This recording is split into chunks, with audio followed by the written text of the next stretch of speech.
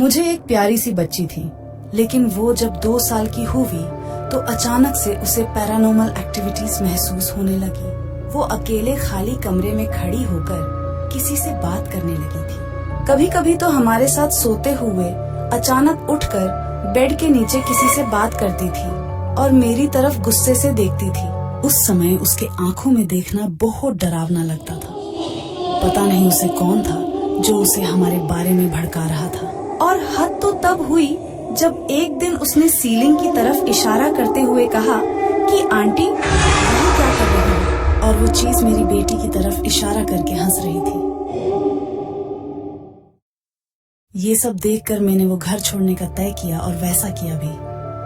हम दूसरे घर में शिफ्ट हुए। दूसरे घर में पहले कुछ दिन सब अच्छा चल रहा था।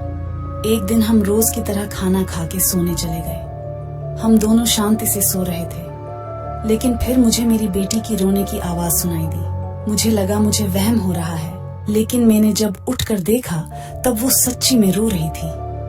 और जब मैंने उससे पूछा कि क्यों रो रही हो, तो जो बच्ची ठीक से बोल भी नहीं सकती थी, उसने मुझे डरावनी आवाज में कहा, तुम दोनों मुझे उस घर में अकेले छोड़कर क्यों आ गए?